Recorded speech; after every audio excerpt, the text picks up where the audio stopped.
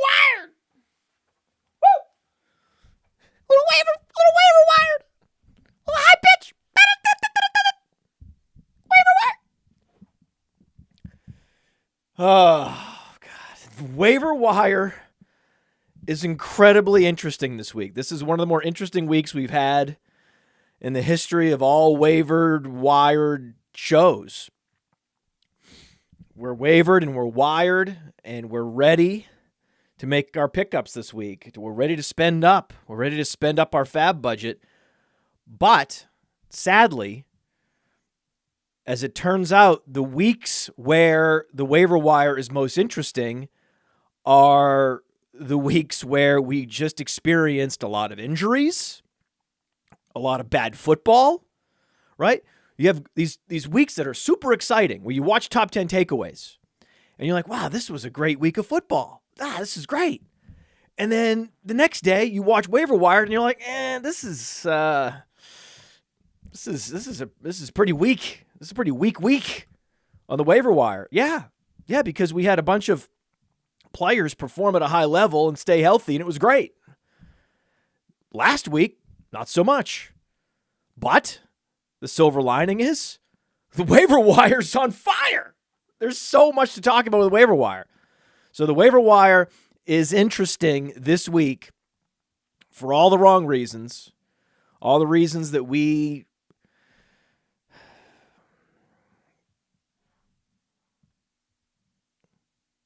wish weren't the case, right? We don't want Devon Achane to miss games. The guy's breaking out all over the place. The guy's putting up 100-yard games, like right in Jahmyr Gibbs' face, moving him ahead of Jahmyr Gibbs in Dynasty even? Oh, yeah. Oh, yeah. Yeah. What's the big difference, right? Devon Achane just a little more productive, a little faster, but didn't go to Alabama, right? That's really the difference. So move him ahead, and then, and now what happened? Oh, wait, we had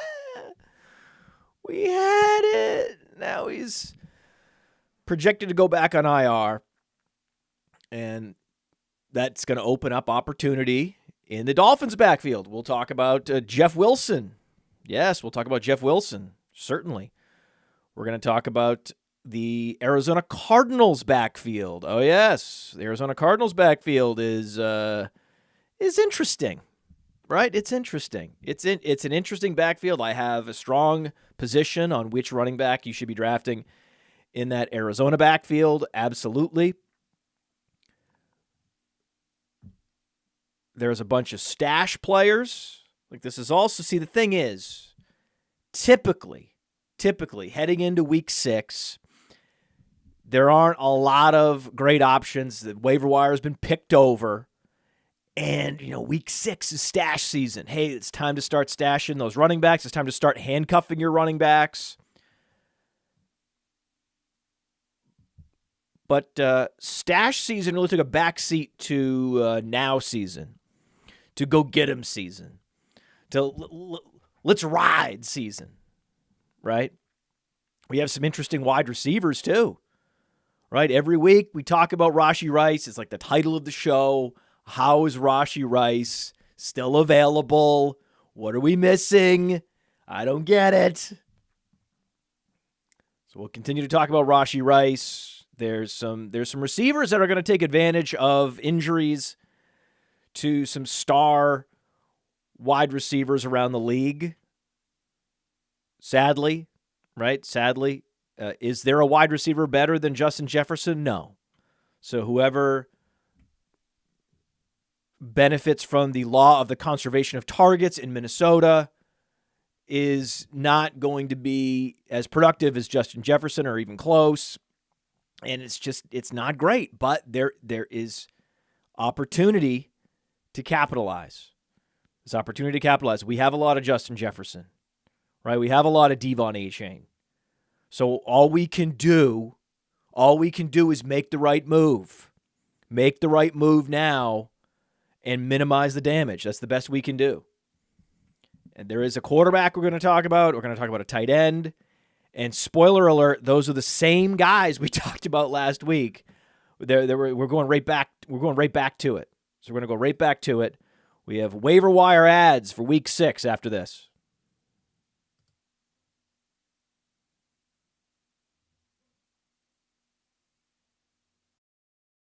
This episode is brought to you by Rival Fantasy. Rival Fantasy, the coolest fantasy platform not enough people know about, but they will once I'm done, baby, because they're always innovating. They just rolled out seasonal leagues. We set them up for patrons, for our listeners, and they funded over $1,000 in payouts. That's what Rival's all about.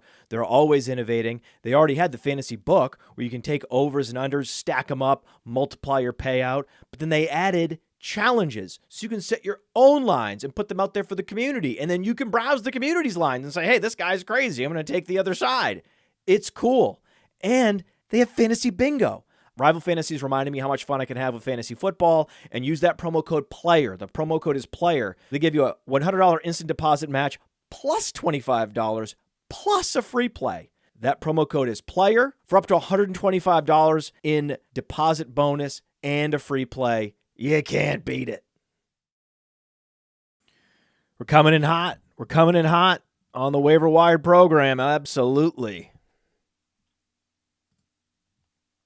We got Ross Young in the chat, producer Ross Young, hyping us up. And you might be thinking, well, who's the number one running back to go add? Is it Jeff Wilson? Is it Emari Demercado? Is it Tyjae Spears? He's electric, right? No, actually, Roschon Johnson still available in more than half of Yahoo, ESPN, NFL Network leagues. It's true. It's true. Roschon Johnson would have been even more available. It would have been nice. It would have been nice had Khalil Herbert, if he could have stayed healthy just one more week, and it would have allowed all those that just happen to draft Roschon for all the wrong reasons, pick him up on a whim, that didn't have the conviction. They would have dropped Roschon Johnson. We would have scooped him up, and then we would have benefited, right? But unfortunately, his roster percentage is still high. But the reason I want to mention Roschon Johnson, typically if a guy's over 40%, we don't talk about him on the Waiver Wired show. But the thing is, most of those 40% are that's us. That's us. That's us. But we have new listeners coming in. And we have some new listeners coming in, and they might actually be in leagues where Roschon's available because they're not participating and competing against any Waiver Wired fans. So for you people, okay, you have to understand, Roschon Johnson is the real deal. Roschon Johnson was, by many advanced metrics, the second best running back in college football last year after Bijan Robinson. And he's actually commanded more targets than anyone expected so far this year. He's been used as a satellite back, but Khalil Herbert has the explosiveness, right? And he has, so if you have the explosiveness and you have the experience, and you're going to defer to the veteran, of course. Makes sense. The touch distribution has made sense, even though there's been whispers, Jeremy Fowler reporting that Chicago wants Roschon Johnson more involved, and then he's actually less involved. So thanks a lot, Jeremy. Thanks. Not helpful. Okay. But now, right now, with Khalil Herbert missing time, high ankle sprain, Roschon Johnson. Now, how severe this high ankle sprain is matters. It could be a 3-week injury. It could be a 1-week injury. If it's a 3-week injury, and we have Roschon Johnson establishing himself for 3 consecutive weeks, the guy that they drafted to take over, he has a more impressive prospect profile. He balled out at the Senior Bowl, and then he has the higher draft capital than Khalil Herbert.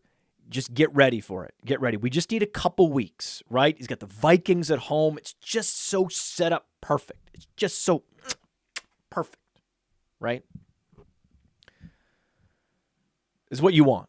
So Vikings at home this week, And then we're looking at week 7, Raiders at home. Vikings and Raiders. I think we're going to get at least those 2 weeks with a high ankle sprain to Khalil Herbert. Even a guy like Saquon Barkley, he's not able to make it back within a couple weeks. It's a 2 to 3 week injury at the very least. So we've got 2 home games coming up, Vikings and Raiders. This is just perfect. And then if Roschon Johnson balls out, Khalil Herbert does not have the organizational capital, the commitment, the investment to just come back and have his job handed right back over. He's not in a secure position.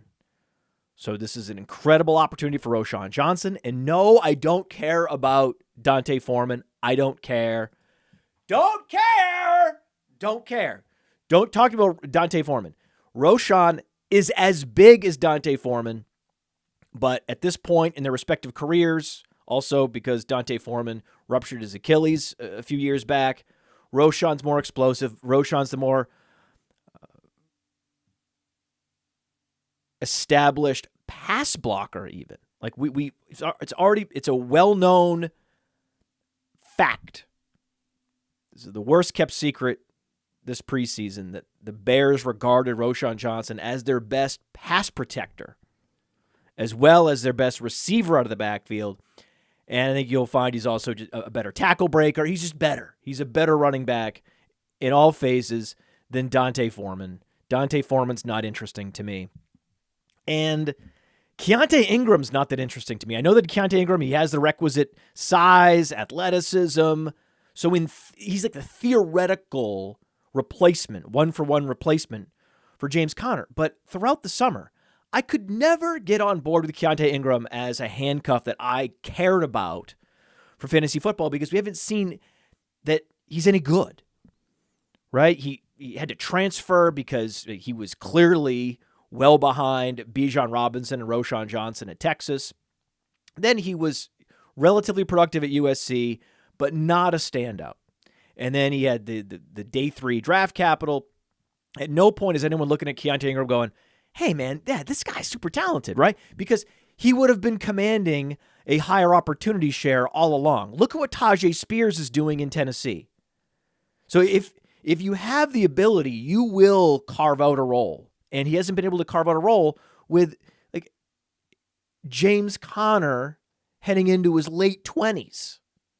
So that is a big red flag on Keontae Ingram, where Emari Demercado has been competing for touches with Zach Evans at TCU and an even better player than Zach Evans, a much better player. We'll talk about it a little bit, Kendre Miller. So it's not a surprise that Emari Demercado was not putting up huge video game numbers, even though it was the Big 12. He, like Keontae Ingram, was stuck behind 2 better running backs. But I think we may find out that actually, with all hindsight, especially hindsight from the TCU coach's perspective, that Demercado was better than Zach Evans all along. That it always should have been the Kendre Miller show, and that it was actually Demercado. And Demercado didn't transfer. Right? He didn't run away. He said, I'm staying here. He ended up having a relatively productive season, given that he was playing behind Kendre Miller. Now, James Conner goes down in front of him. He was on the active roster in week 5 because of this neck injury to Keontae Ingram. And Keontae Ingram's has had this neck problem for multiple weeks. He's now suffering under this multiple week neck problem. And then in what was like his opportunity to shine, he wasn't available. Demercado was available and flash that speed, flash those hands. You go to playerprofiler.com. You're like, oh, wait a second. This guy's 215 and he runs a sub 4.5 40. He's got a great speed score. Yeah, this guy's actually got some nice workout metrics. Had he been on a different team, had he not been on either Texas or TCU in college, we would have heard his name called more on Saturdays. So it's all about Demercado. There's not a debate. Demercado versus Ingram. I've seen these debates on Twitter. It doesn't make sense. It's all about Demercado. So I'm putting 30% of my budget down, of my FAAB spending on Roschon, if he's available somehow, which is probably not. Then 20% on Demercado, 20% also on Jeff Wilson. Jeff Wilson, the Dolphins are the rare team that can support multiple every week fantasy starters in their backfield. It's a very rare thing, but it can happen, right? It can happen. And Jeff Wilson, it was activated from the IR. They started the clock. That okay, now you can practice, right? The practice window has been opened, but he's a veteran player. When they open the practice window to a fringe player, it's no guarantee that they're going to play the following week. But when you open up the practice window to a guy in his mid-20s, an established veteran, you open up the practice because he's ready to start practicing. And if a guy's ready to start practicing in the middle of the football season, he's ready to play. So I believe that Jeff Wilson is ready to play. I know there's concerns that maybe he's not ready and it's going to be another week and then you don't want to overspend. No. We have the Dolphins offense here. Okay, this is not Devon A-Chain, right? Jeff Wilson's not super explosive, but he can operate in the stretch zone running scheme as well as any running back in the league with his ability, right? You go around the league with average size, slightly below average athleticism. I'd put Jeff Wilson up against any of those guys in this scheme. This is the only scheme he knows, and he's been super successful at it. He's been a league winner, right? Jeff Wilson league winner is a thing that's happened, and so many were stashing him in the later rounds smartly, right? If you stash Mostert, if you stash Wilson, if you stash A-Chain in the double-digit rounds, that was smart. That was good process. As it turned out, Wilson was not healthy to start the season. The other two were. The other two went boom. Wilson did not. Wilson comes back. Then he goes boom. Tyjae Spears finally crested 10 fantasy points, showing off that electric ability, commanding touches, 10-plus touches. Part of these targets, the target share that he's commanding, is due to the fact that Treylon Burks is out. So when Treylon Burks comes back, there's going to be fewer targets for Tyjae Spears. Understood. But this is a player for deeper leagues that you can think about flexing every week. And he's established himself as the clear one-for-one handcuff to Derrick Henry. So he's both a stash and a guy you can consider starting. So for that reason, I put like 12%, 10-12% of my budget down on him. Same with Chuba Hubbard. Like, he's now in the Chuba Hubbard zone of where, in many ways, giving the ball to Tyjae Spears gives the Titans a better chance to win because he's better in the passing game and he's just a faster, more electric player at this point than Derrick Henry, though Derrick Henry is clearly Derrick Henry and he's a good breaker of tackles, right? Whereas that, the chain around his neck because he's just so jacked. And understood.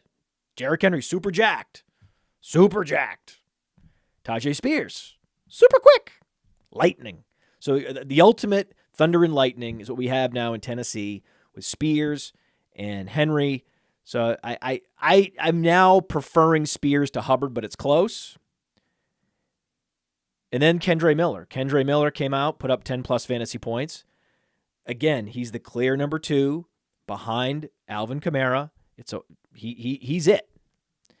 And now he's going 4 for 4 in the passing game as a receiver. It doesn't matter if it was garbage time. I don't care. I don't care if they were up 34-0. It doesn't matter. Bill Belichick is dust. We know that. It's very exciting to see Kendre Miller used in the passing game. But he didn't do enough that he's going to, wave his arms up in the air and get everybody's attention, especially this week when everyone's trying to get Demercado, right? So keep stashing Kendre Miller. Justice Hill is not the talent that Kendre Miller is, but Justice Hill on a weekly basis more likely to give you fantasy points. But what, 11 touches, scored a touchdown, also active in the passing game with all these injuries in Baltimore. The running backs catching more passes. Justice Hill's better as a receiver, much better. Gus Edwards is one of the worst receiver running backs in the league. So Justice Hill is going to give you 5 to 15 fantasy points any given week. He's a great guy to pick up. It's only Gus Edwards ahead of him, though. The reason why I'm not more bullish on a Justice Hill is because Gus Edwards is still dominating the carries, and Gus Edwards is not anything. He's not exciting at all. So the fact that he can't have a higher carry share means that there's a limited ceiling on Justice Hill. Kendre Miller's ceiling much higher. So if I'm stacking these guys up, I'm putting Kendre Miller over Justice Hill. Even both of them over Rico Dowdle now, because it was Rico Dowdle was the best stash because the Cowboys are a great offense. Now it's like, well,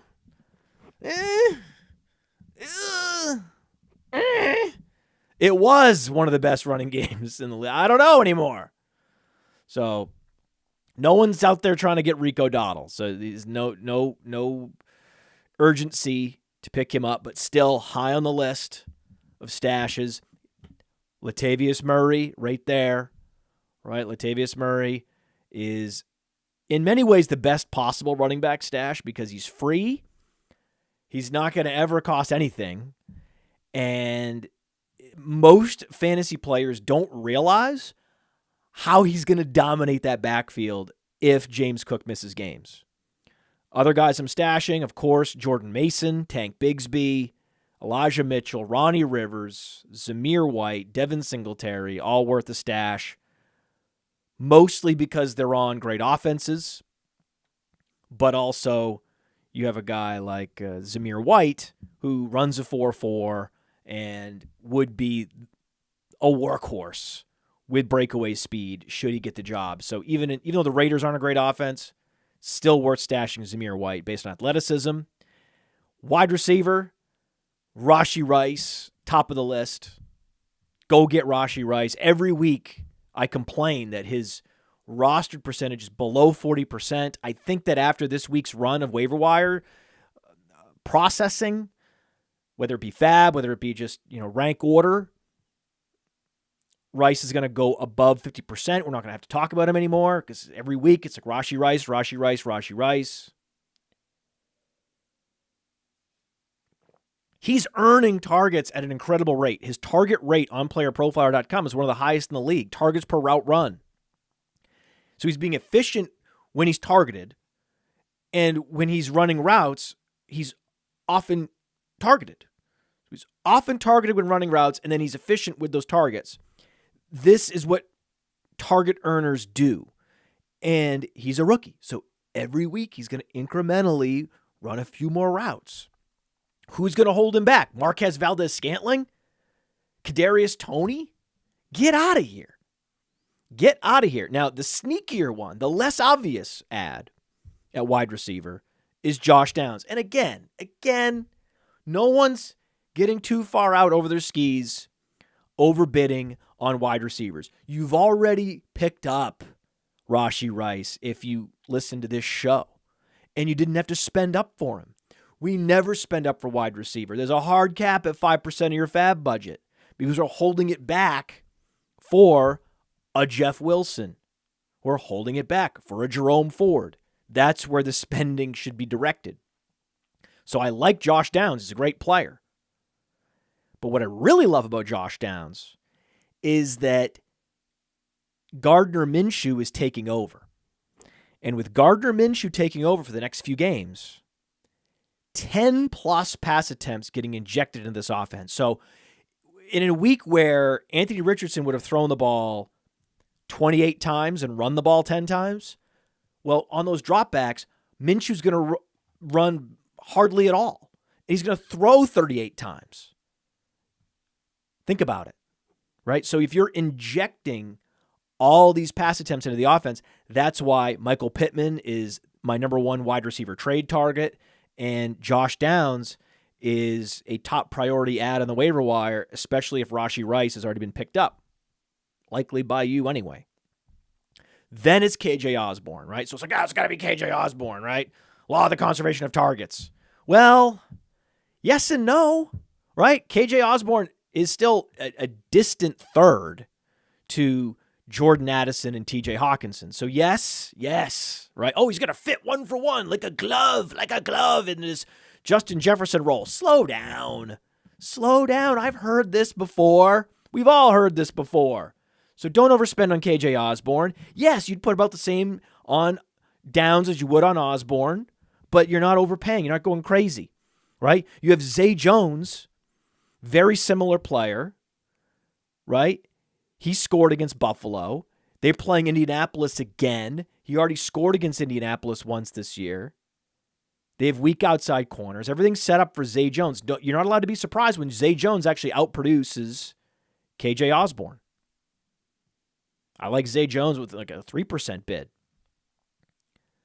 DJ Chark, too. DJ Chark. Now, why DJ Chark? Well, he scored again. He has 2 scores this year. He's a better player than Jonathan Mingo. So I think that it's undeniable. And they played him and Mingo over Terrace Marshall, sadly. I don't agree with that, but that's what they did, right? Jonathan Mingo has the draft capital. He has the organizational commitment. So he's going to play. And Terrace Marshall was the old regime. So he's not going to play. That's football politics 101 right there. And the team is worse because of it, but hey, this is what football coaches do. Right? They carry water for the general manager.